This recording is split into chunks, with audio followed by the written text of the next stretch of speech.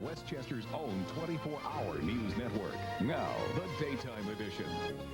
And we're thinking chicken in the daytime kitchen, chicken with an Asian flair, and that's why I have Chef Stanley Wong with me. Stay tuned to find out how we're making this chicken satay.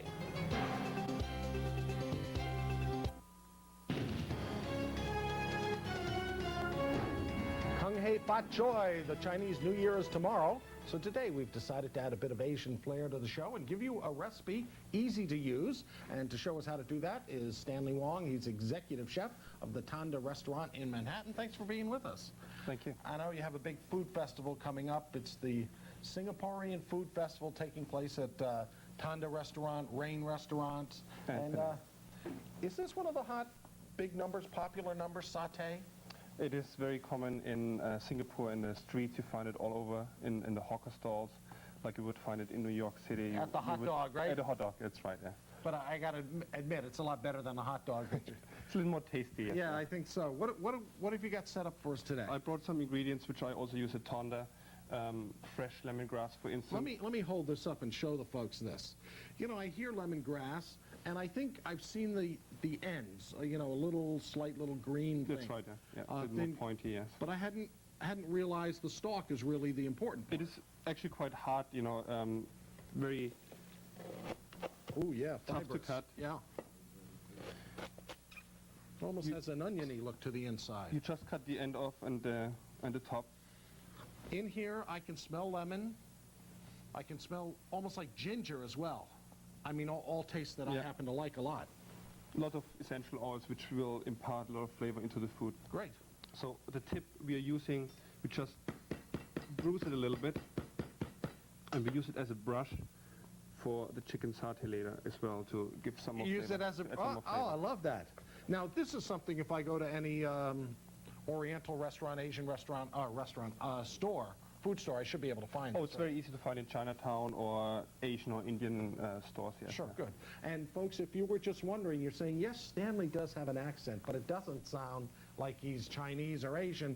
Where did you grow up? In Germany. In Germany. Yes, whereabouts in Germany? So Bavaria, it's a southern part. So can you cook schnitzel as well as cooking something like this? Of course, yeah. All right, we'll have to find that out on another show. So we have here galangal, which is in the same family like ginger. You simply would peel it like a potato, and has a slightly peppery, also very fragrant lemony taste, fragrance to it. Yeah, yeah. It's very beautiful. Now we have all these set up in front, so let's... Yes, I've chopped it up. This is here fresh turmeric, which is here as a root as well. Very fragrant as well. Yeah, this is something that looks like the cross between a mini sweet potato, and I know turmeric is always orange. I hadn't realized this is what it came from. Usually it's found in powder form. Yeah, actually. That's where we usually get it. All right, why don't we get you simmering or something here so people will know what we're working on. Meantime, is there anything I can do? Yes, you can start with the satay. You just put them on a little grill here. They're already seasoned. What people may not know is what we have here is we have a little cooking box. It's made out of clay with a little grill on the top. And in truth, if you go to any place in Asia, whether you're in Hong Kong, whether you're in Japan or Singapore or the Philippines, like Stanley said, you walk along the roadside and the hawkers will have their little hibachis or grills out. And chicken is a very, very popular dish. And this has already been seasoned, as we said. We'll find out what the seasoning is. And we brush it with the... oh, yes. It's a mix of coconut milk and oil. Okay, let me show the people this. Coconut milk and oil.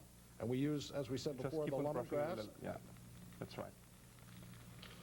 Keep working on that. Ooh, la la. Now, what are you making over there? Meanwhile, I have blended all the ingredients, the lemongrass, the galangal, the turmeric, shallots, garlic, and... everything there. And the shrimp paste here, yes. Oh, the shrimp paste? Shrimp paste, which is very typical for Singaporean cuisine. Oh, yeah. I've blended everything and roasted it for 15-20 minutes until it's like a golden brown color and fragrant. And then I add the coconut milk. Now, what's your goal to come out with? What are we going to get a sauce? A peanut sauce. Peanut sauce. Because that's very typical. I mean, when I go to Thai restaurants, Singaporean restaurants, great little sauces. Yes, yeah. Very powerful, little spicy maybe. Yeah, I know. If I eat in China or Japan, a lot of times, or Korea, a lot of times soy sauce is really the base for things, and that's nice, but this is a great change of pace. That's what sets this type of cuisine actually apart from Chinese cuisine, the use of the shrimp paste, the use of the lemongrass, the galangal, which is spicy, but not in a hot way. It's more like a fragrant spice. Okay. And I add some tamarind, which is little sour and sweet. Okay. To that, my peanuts and some toasted sesame seeds. Wow. And it completes the sauce, actually. No, I love that sauce. Oh boy, and that's one of the reasons I get Satay at any of the restaurants. Mary, you want to come in here and help me out with a little bit of? Yeah, I was going to help you. This is the neatest thing I've ever isn't it? seen. This is what is this exactly? I don't know what they call it in Chinese. In Japanese, it would be hibachi, Hibachi, you know, yeah. small little cooker. Oh, a hibachi. Well, it just looks so but much this fancier. is in its original form, I guess. That's terrific. As a matter of fact, this is all Japanese writing, so it is a So hibachi. wonderful. Now, what about this? This is a laksa, which is also typical for Singaporean food. It's a spicy soup, which we make a tonda with prawns. It's served with noodles, bean sprouts, and the laksa leaf, which is hot or Vietnamese mint. Now, you use the chopsticks for that. How do you do? Now, come on, show me how to do Well, it. I mean, Well, only because with noodles, you get the noodles, and they're the easiest and thing. you could just go messing with those. And are you allowed to slurp in Singapore and Japan? course They you do. encourage slurping. See, so now, that's the see, key. I would think I'd polite have to to be slurp. neat with that. No, you can get All right right. down there and let them have it. Good. I'm glad to know it. And if this looks good, I'll try to put it back up there. And we should tell the people, here, you practice with the Right, I'm chopsticks going and to. work on it. And I'll tell the people at home, if you'd like a copy of this recipe, you can write to us here at News 12. That's 6 Executive Plaza, Yonkers, New York. You can log on to our website at news12.com. We want to thank Chef Stanley Wong from Tonda Restaurant in Manhattan, where they are celebrating all month long the Singaporean Food Festival. And stay tuned, we'll have more coming up on the Daytime Edition.